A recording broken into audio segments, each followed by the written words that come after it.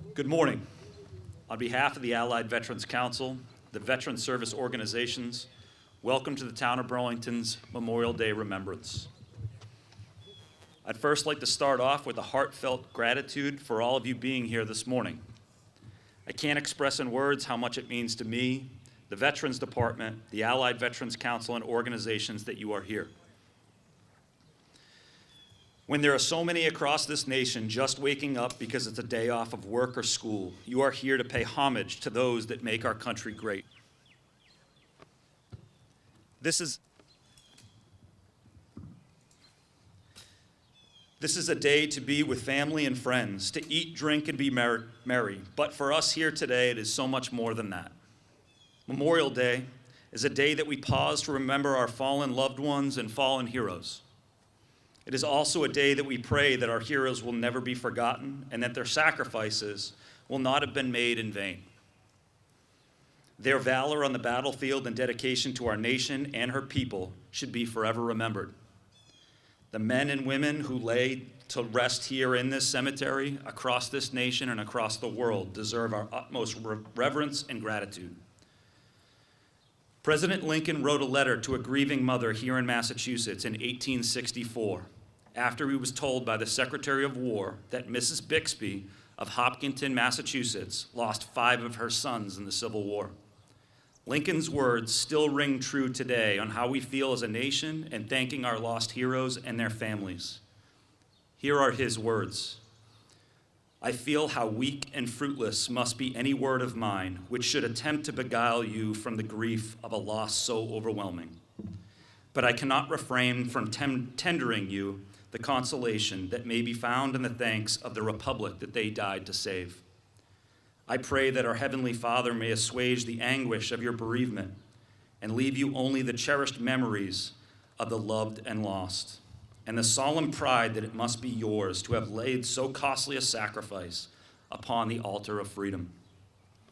In the words of President Reagan, our first obligation to them and ourselves is plain enough. The United States and the freedom for which it stands, the freedom for which they died, must endure and prosper. Now please stand and let us hold the bonds of Americans as one nation under God, indivisible, for liberty and justice for all, and face the flag for the playing of our national anthem played by the Burlington High School Marching Band.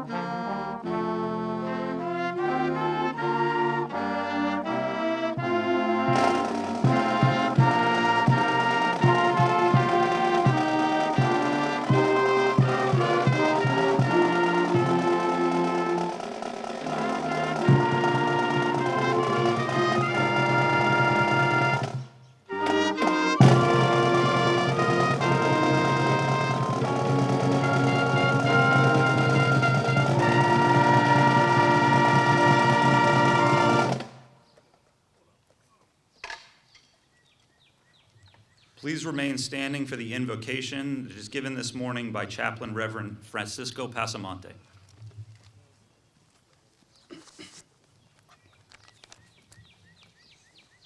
Join me in prayer, please. Eternal God, on this day we return to solemnly reflect upon the unselfish service and sacrifice of heroic Americans who offered their lives at the altar of liberty on the battlefields of the world. It is there, O God, on the battlefields of the world, that the saying of Christ, greater love has no one than this, that someone laid down his life for his friends, is seen not just as an abstract virtue, but as a virtue objectified in the lives of the ones who paid the ultimate price of liberty. Thus, dear Lord, Memorial Day is more than just a day of remembrance. It is a love story, the story of a sacrificial love burning in the hearts of the uniformed American lovers and the beloved represented in God, country, and liberty. On this day, we offer our gratitude to you, eternal God.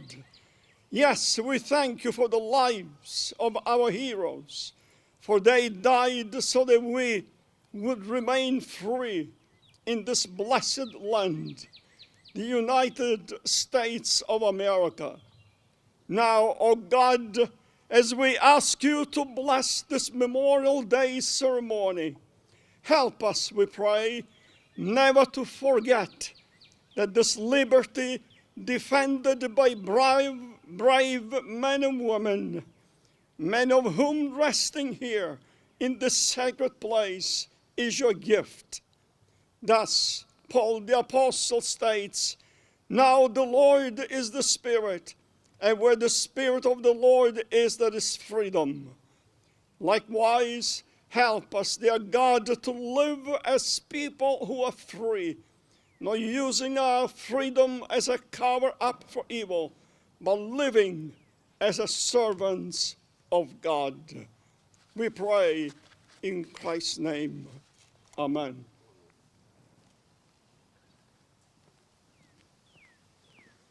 If you have seats, you may be seated. At this time, the marching band will play the patriotic hymn, God Bless America.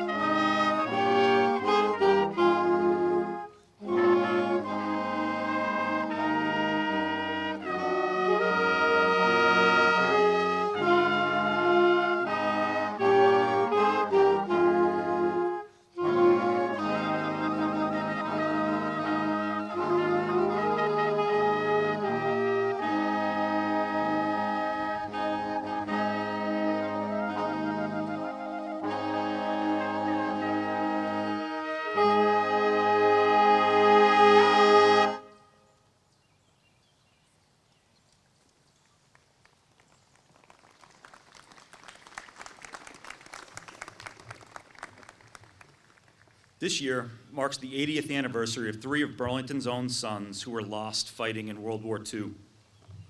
I want to take some time this morning to give you a brief history of these 3 men and their heroic final moments 80 years ago. Petty Officer 3rd Class Henry E. Crogran was born on September 12, 1919 in Hudson, Massachusetts, and moved to Burlington and lived on Carter Road. He enlisted in the United States Navy on March 27, 1942, and served as a radioman third class. Croghan served aboard the USS Rowan, DD-405, a Benham-class destroyer. Originally assigned to the Pacific, the USS Rowan was ordered back east in the spring of 1941 to protect Atlantic convoys. Croghan was picked up by the USS Rowan on July of 1942 and participated in Operation Torch in the Mediterranean Sea. In July of 1943, the Rowan served with Task Force 80 during the Allied invasion of Sicily, one of the most pivotal victories in the European theater. While in the Tyrrhenian Sea on September 11, 1944, during the Allied invasion of mainland Italy, the Rowan was attacked and torpedoed by a German E-boat while heading back to Oran with transports and freighters after landing at Paestum, Italy. Within less than a minute, the Rowan sank with the loss of 202 of her 273 officers and crew. Radioman Third Class Henry Croghan was one of those crew members and was declared dead the next day as killed in action on September 12, 1944. The casualty report states that the ship was lost at sea and his body was not recovered. Radioman Third Class Croghan is memorialized at the Tablets of the Missing at the Sicily Rome American Cemetery in Nettuno, Italy. Staff Sergeant James L. Briggio was born on August 9, 1918 in Roxbury and moved to Burlington and lived on Peach Orchard Road. He enlisted in the United States Army Air Forces on August 4, 1943 and served with the 454th Bomber Group, 702nd Bomber Squadron in World War II. Staff Sergeant Briggio served as a waist gunner on a B-24H Liberator nicknamed Fort Worth Maid. The bomber was flown by First Lieutenant Carl Soline and co-piloted by First Lieutenant William Koenig and had a total crew of 10 men. The 445th Bombardment Group was stationed at Tiverton in Norfolk, England from November of 1943 to July of 1945. During their time there, the group flew over 280 missions and lost 108 liberators in action. On September 27, 1944, the 445th Bombardment Group, made up of 35 B-24 Liberators and 336 crew members, left Tiverton Airfield on a bombing mission, which was to target the Heschel tank production facility in Kassel, Germany. The facility was manufacturing the Tiger tank, which was a technologically superior weapon system to anything that the Allied forces had at the time. The mission was to destroy the tank facility in Kassel. After dropping their payload, the group was attacked by a large group of German fighters. Outnumbered by both plane and firepower, the 445th bombers were riddled with 20 and 30 millimeter cannon fire for German attack aircraft. The results of the attack were devastating, and within 6 minutes, the 445th suffered the greatest single-day loss to a group from any one airfield in aviation warfare history. Only 4 of the B-24s returned safely to the base at Tiverton. The following excerpt is a first-hand account of the Kassel mission from one of the B-24 bombarders, Second Lieutenant George Collar. We carried on east, finally dropping our bombs at Göttingen. We then made a turn to the south in the vicinity of Alzernach. We made a right turn to proceed west. By this time, we were probably 100 miles behind the rest of the division. Just as we made the turn, we were attacked from the rear by between 100 and 150 German fighters. They attacked us line abreast in 3 waves. Most of these fighters were specially adapted FW-190s equipped with extra armor and both 20 and 30 millimeter cannons. They were accompanied by a small number of ME-109s. The battle probably lasted only a few minutes, but it was a horrendous attack as the FW-190 assault fighters passed through the bomber formations with 20 and 30 millimeter cannons blazing, and the 50 cal machine guns of the B-24s responding. The skies were full of bright flashes from the exploding shells. When the smoke of this great battle had cleared, 25 of our bombers had crashed into German soil. 2 of our planes crash landed in occupied France, and 1 had crashed near Brussels, Belgium. 2 made it across the channel to make forced landings at the emergency airstrip at Mansion. One crashed near the base in Norfolk, and only 4 were able to land at Tibetum. Of the 238 men aboard the 25 bombers which went down in Germany, 115 were killed in action or subsequently died of injuries. 1 was killed in the plane which crashed at Norfolk, and 1 was killed in the crash in Belgium, for a total of 117. An eyewitness statement from Captain Andrew Grove stated, 100 to 150 enemy aircraft attacked our formation from 6 o'clock. They came in on about 10 to 15 abreast, and there were about 6 rows. The B-24s were going down all around, and it was impossible to state which was which. Many parachutes seen in the area. Many of the planes were seen going down in flames. 117 airmen of the 445th were killed in action. 121 were taken prisoners, and only 98 returned to duty. Staff Sergeant Briggio's plane crashed at 11:30, 1.5 kilometers west of Urschelsheim, Germany. Staff Sergeant Briggio was one of those killed in action on September 27, 1944, along with 4 other crew members of the Fort Worth Maid. 5 members survived the crash as they bailed out of their blazing plane and were taken POWs at Stahlgloff. Staff Sergeant Briggio was buried at Plot B, Row 20, Grave 44, at the Lorraine American Cemetery in Saint-Avold, France. PFC Lawrence G. White was born on August 13, 1923, in Woburn, Massachusetts, and grew up in Burlington, here on Hillsdale Ave. He enlisted in the United States Army on March 9, 1943, after initial training. PFC White was assigned to the 337th Infantry Division. The 337th, known as Cluster's Division, was ordered into active military service on May 15, 1942, and reorganized at Camp Shelby, Mississippi, with a cadre provided by the 2nd Infantry Division. The 337th participated in training exercises in Louisiana in April of 1943, and the Desert Training Center in California in June of 1943. The regiment was organized with 3,256 officers and enlisted men, and departed New York City aboard the HMS Andes on December 24, 1943. The 337th landed in Casablanca, French Morocco, on January 2, 1944, and received amphibious warfare training. Shortly after landing in Morocco, the 337th departed and arrived in Naples, Italy on March 27, 1944. PFC White and the 337th participated in the Rome, Arno, North Peloponnese, and the Po Valley campaigns in the Mediterranean theater as part of the Italian campaign. The regiment saw heavy combat, attacking the German Gustav and Gothic lines as they moved north up the Italian peninsula during Operation Diadem. Beginning in April of 1944 and lasting through August, the 337th was in heavy engagement with the German forces. Their advancements on Germans opened the road to the Anzio Beach's head, offering significant relief to the entrenched Allied forces there.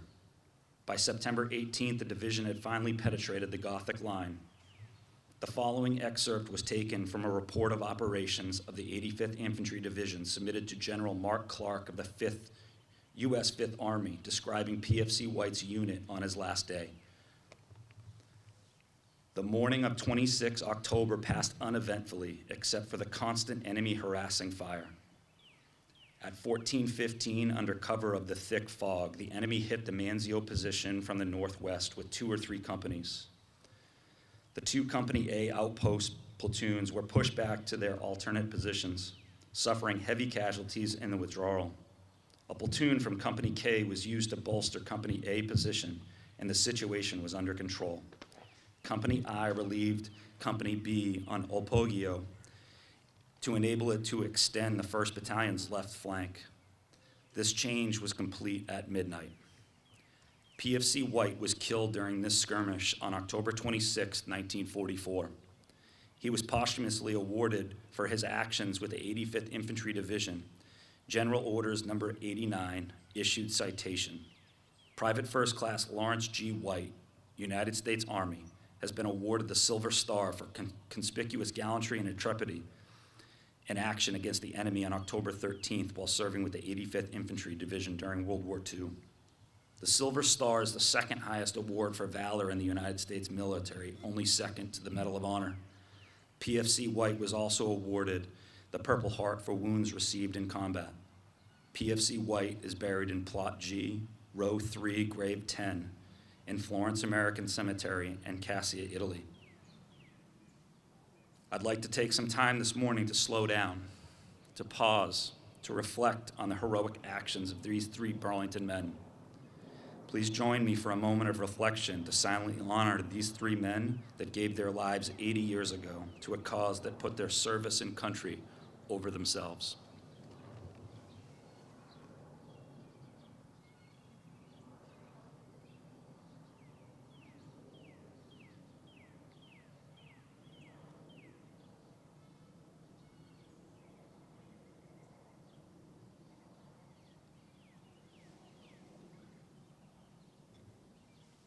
At this time, the Burlington High School Marching Band will play the Armed Forces Medley.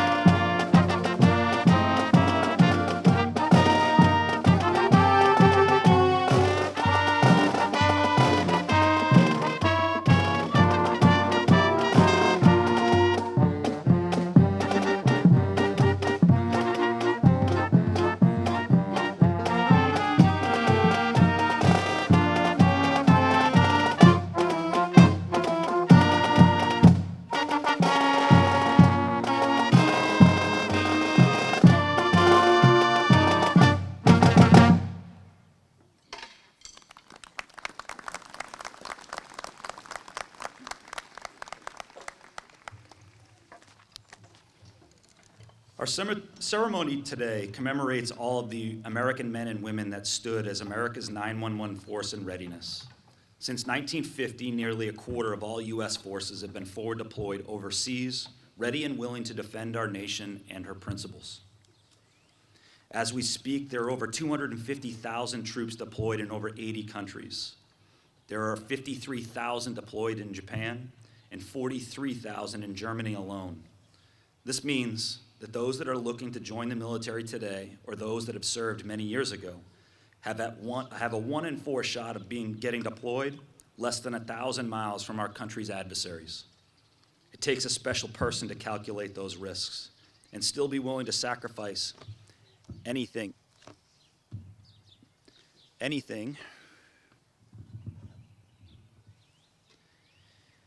anything in order to defend our great Constitution.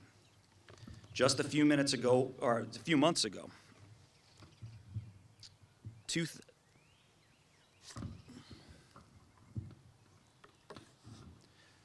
2,000 troops were deployed in the middle of the night in order to help support the conflict between Israel and Hamas. There is a possibility at any moment where troops here at home could get a call to go forward deployed.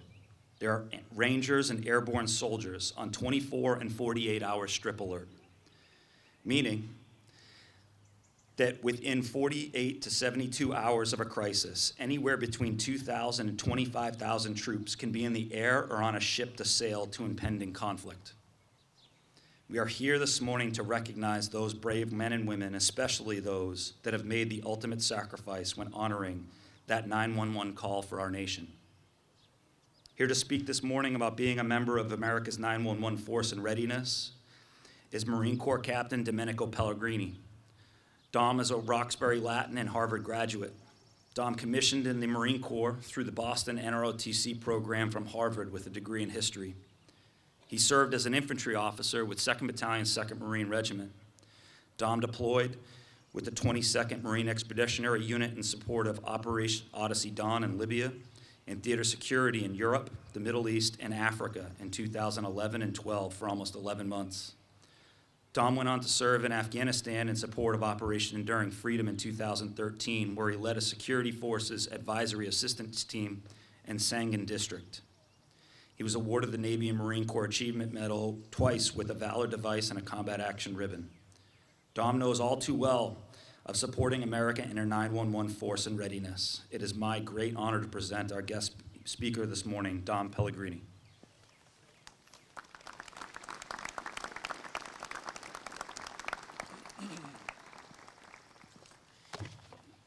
Good morning, everybody, and thank you for the opportunity to be here and speak to you all on such a solemn and special occasion. Thank you to Chris for offering me the opportunity to put on my uniform for the first time in a long time, and I'm happy to report it still fits.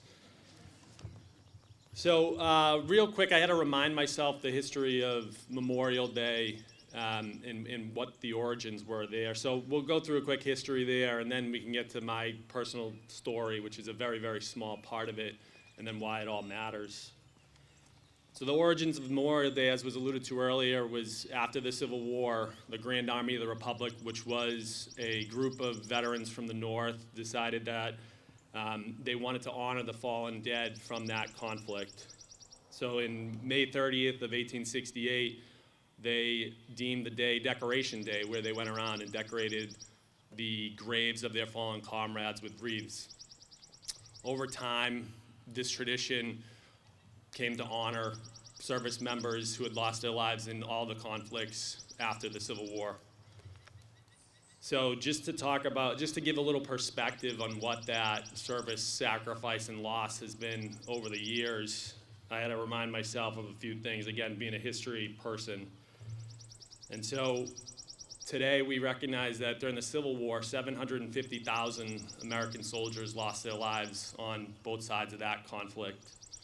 Fast forward to World War I, 120,000 Americans lost their lives. World War II, over 400,000. Korean War, over 36,000 soldiers, airmen, Marines, and sailors lost their lives. In Vietnam, nearly 60,000 Americans made the ultimate sacrifice. And fast forward to the conflicts of our generation with Iraq and Afghanistan, the toll is upwards of 10,000 service members who made the ultimate sacrifice. And so often we ask the question, for what? And for what are we all gathered here today? And it's honoring their sacrifice, their service, and the loss of their loved ones. And that's why we're here today. So thank you all for being here to honor that service and that sacrifice. So as far as my little piece of the story and how it fits in, as as is on the program here, America's Expeditionary Fighters. In March of 2011, Chris and I were both in 2-2 together, expecting to deploy late June of that year. The 24th Marine Expeditionary Unit had recently flown into Afghanistan to support the surge there. And so we were deemed the global response force out of Camp Lejeune. When things started when the conflict in the Middle East, particularly the Arab Spring, started to heat up, we got the call that we had 28 days to get all our Marines prepared, loaded, and ready to go to an unknown conflict for an unspecified period of time. And so we all saluted and said, Roger that. We got our 2,000 or so Marines and sailors ready to go. And within 28 days, we boarded ships again in pursuit of an unknown conflict in an unknown place. Where we ended up was we went across the Atlantic into the Mediterranean and ended up in the harbor, Tripoli Harbor, where we supported Operation Odyssey Dawn, which was where the NATO alliance decided to support the uprising against Muammar Gaddafi. And Chris and I sat on Strip Alert as the tactical recovery of aircraft and personnel unit. So if a pilot were to crash, we would be picking them up. And then we also planned the would-be invasion of Tripoli while we sat looking at the tracers flying around the sky in Tripoli Harbor. And so we never ended up hitting the deck in Tripoli, and we supported a number of other operations in the theater there, whether that be with allies in Europe, Africa, or the Middle East, or actual conflict in Yemen. We were gone for what ended up being almost a year, and again, having deployed on 28 days, the many sailors and Marines who were on that deployment, there was a lot of sacrifice, and a lot was lost in the year that they were gone. And though they didn't see combat and there were no lives lost on our particular deployment, there's a lot of sacrifice, especially on the home front, that happened. And Chris's daughter was born while we were gone for that year, for example.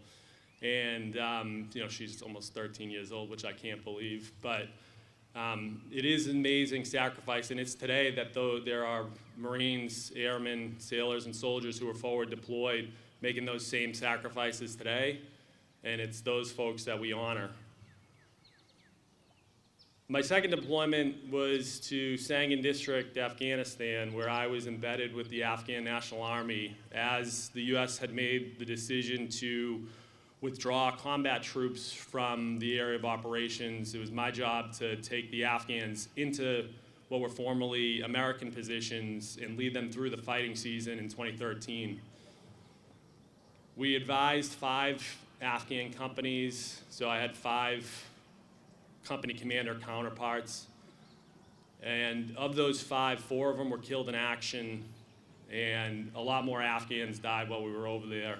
Fortunately, all the American advisors, my small, very skilled team, all made it home in one piece. But again, the sacrifice and loss on behalf of a cause, whether it be an Afghan or an American, was not at all lost upon me based on that experience. And so it's this theme of service and sacrifice and the associated loss that we highlight today, and why we all convene to honor that, what is the ultimate sacrifice. The 3 gentlemen that Chris read their citations here, and the sacrifice that those that are forward deployed today are making just by being overseas. One of the questions that has been asked me in the past is, was it all worth it? And I think that's the thing I'd like to address here. Because the conflicts that we were involved with, they were a lot more complicated than a civil war or World War II. And the outcomes of which have not been, especially hindsight being 2020, have not been positive. We lost Afghanistan, for example. And the Middle East is no safer today than it was when we went over there 10 years ago. That being said, it's the ideas and the institutions of the United States that folks like myself and all those that we honor today raised our right hand to support and defend. Now, conflicts aside, the reasons why we deploy, it makes no difference to the person wearing the uniform. It's the fact that we go out there and just for an idea and just for the institutions that make this country what it is. Without those ideas and without those institutions, we don't have an America. And we don't have an America without the men and women who raise their hand and volunteer to support those ideas and institutions. And that's at obviously the very philosophical level. And then once you're downrange, it's about that man or woman to your right and left and just getting through the day. And so it's that sacrifice, that service that we honor, and thereby honoring the institutions and the ideas that make this country the best country in the world still to live in. And so I thank all of you for gathering today in this place to honor that service, that sacrifice, and yes, sometimes that loss. So thank you for the opportunity to speak, and happy Memorial Day.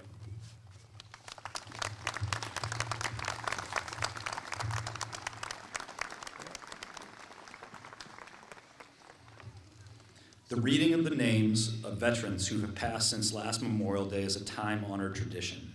To read the names as he does every year is Allied Veterans Council member and Commandant of the Marine Corps League, Burlington Detachment, Arthur Enos. This year, members of our community will lay a single rose at the foot of our Veterans Memorial for every veteran that has passed away since last year. Thank you, Chris. Good morning. Again, I thank you on behalf of all our veterans for your attendance here. I know the weather wasn't what we expected, but you all showed up anyway, and we thank you for that. It's now my privilege and my honor to read the names of those veterans we have lost since last year this same time till today. James Happany, June 15, 2023, career, United States Marine Corps. Donald Meade, June 29, 2023, career, United States Army. Kevin Higgins, July 6, 2023, Vietnam, United States Army. William Bedreau Jr., July 9, 2023, career, United States Navy. James Russell Jr., July 10, 2023, Vietnam, United States Army. William Daly, July 16, 2023, career, United States Navy. James Stewart Sr., July 24, 2023, peacetime, United States Army. William McIntosh, July 31, 2023, Vietnam, United States Air Force. Lawrence O'Connell, August 2, 2023, career, U.S. Army. John O'Callahan, August 3, 2023, Vietnam, United States Marine Corps. Charles Yasamidis, August 9, 2023, World War II, United States Army. Robert Monk, August 17, 2023, career, United States Army. Gaetano Buster Aceta Jr., August 29, 2023, Vietnam, U.S. Army. Joseph Kelleher, September 1, 2023, World War II, United States Navy. James Cavino, September 7, 2023, peacetime, United States Army. George Curran, September 29, 2023, career, United States Air Force. William Goosems, October 3, 2023, Cold War, United States Navy. Gerald King, October 4, 2023, Vietnam, United States Air Force. William Scott Jr., October 30, 2023, career, United States Navy. Arthur Piggott, November 1, 2023, peacetime, United States Navy. Philip Shield, November 1, 2023, career, United States Navy. Robert Giosa, November 4, 2023, peacetime, United States Army. Richard Garber, November 19, 2023, peacetime, United States Air Force. Rocco Mastro Domenico, November 30, 2023, career, United States Army. Gordon Sorley, December 3, 2023, career, United States Navy. Gladys Hansis, December 21st, 2023, World War II, United States Marine Corps. Robert Galgay, December 23rd, 2023, Vietnam, United States Army. Noel Holland, December 26, 2023, peacetime, United States Air Force. Anthony Luongo, December 28, 2023, World War II, United States Army Air Corps. John Jack O'Keefe, January 6, 2024, career, United States Air Force. Ronald Damiani, January 11, 2024, peacetime, United States Navy. Daniel Weber, January 24, 2024, career, United States Air Force. Donald McCowan, January 27, 2024, career, United States Navy. Robert Cole, February 7, 2024, Vietnam, United States Army. James Kachechian, February 18, 2024, career, United States Navy. Richard Gallant, February 21st, 2024, Vietnam, United States Air Force. John LaMonica, March 7, 2024, peacetime, United States Army. John Marcangelo, March 10, 2024, career, United States Army. George Monganelli, March 16, 2024, career, United States Army. Peter Skoulos, March 18, 2024, career, United States Army. Frederick Osborne Jr., March 29, 2024, Vietnam, United States Army. Thomas Short, April 9, 2024, peacetime, United States Army. Eugene Lane Jr., April 25, 2024, Vietnam, United States Army. Theodore Duffy, May 10, 2024, Vietnam, United States Army. William Flaherty, May 14, 2024, Korea, United States Marine Corps. William Barnes, May 22, 2024, peacetime, United States Army. May you keep their memories alive forever, and may they rest in eternal peace.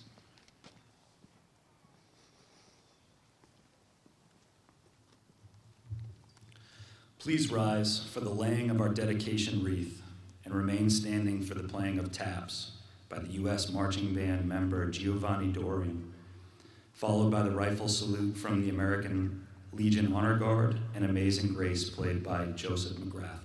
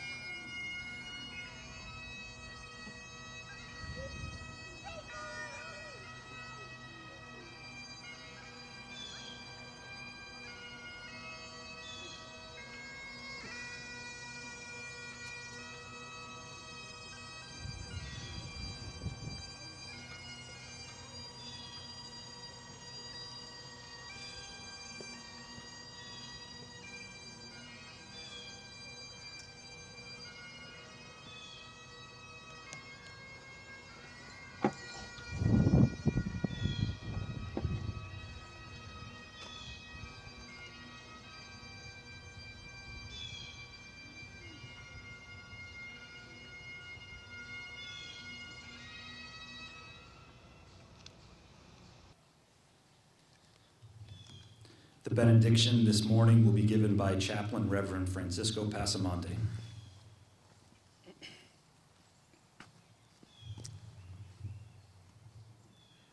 Eternal God, thank you for this time that you have given to us to remember those who give it all. As we bring this ceremony to conclusion, I ask you your blessings on the family of those who give it all, on the families of those who passed away this past year.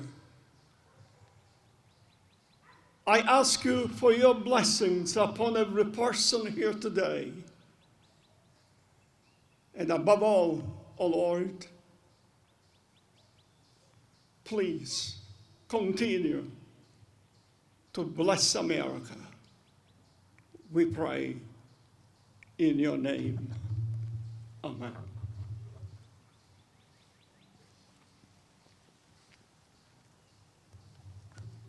I'd like to thank all the volunteers that make this day happen. I'd like to thank our guest speaker, Don Pellegrini, for speaking this morning. And I'd like to thank Art Enos for always being present and reading the names of our veterans that have passed away every year.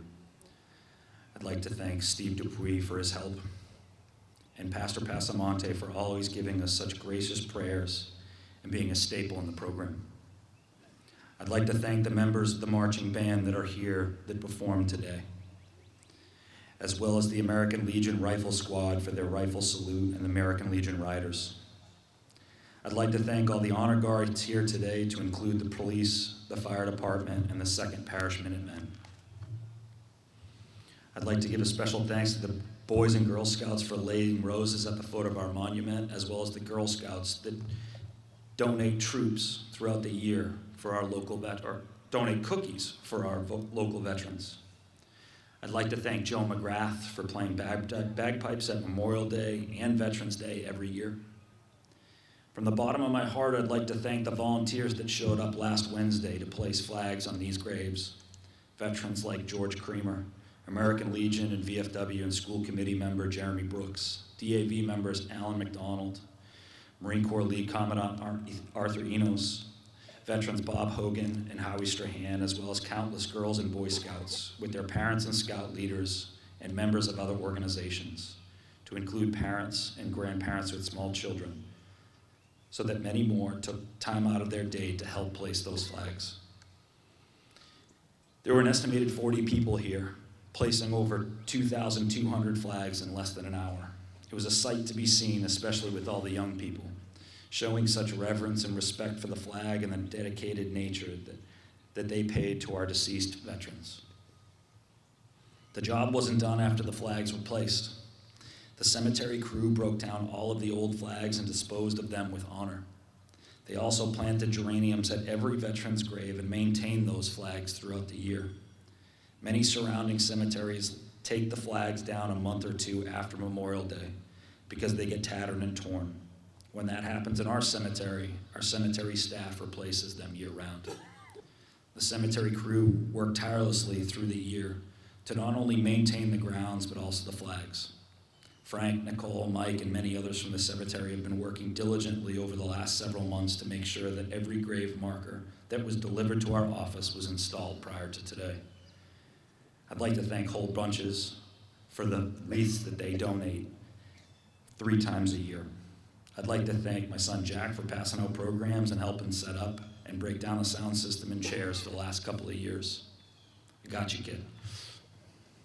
I'd like to thank Jen Keogh for all of her work behind the scenes. This day would not happen without her dedication to the veterans of this town and our events. Lastly, I'd like to leave you with a few parting words for reminders. Today is the day we mourn our lost heroes. Please remember to observe a moment of silence at 3 p.m. to remember those men and women who have made the ultimate sacrifice in service to the United States and their families. Remember those like Henry Krogan, James Briggio, and Lawrence White. Ladies and gentlemen, this concludes our Memorial Day service. The American Legion has provided a light brunch to be served at the function room down at the post immediately following the service. And all are invited to attend. Have a safe and blessed Memorial Day. Thank you.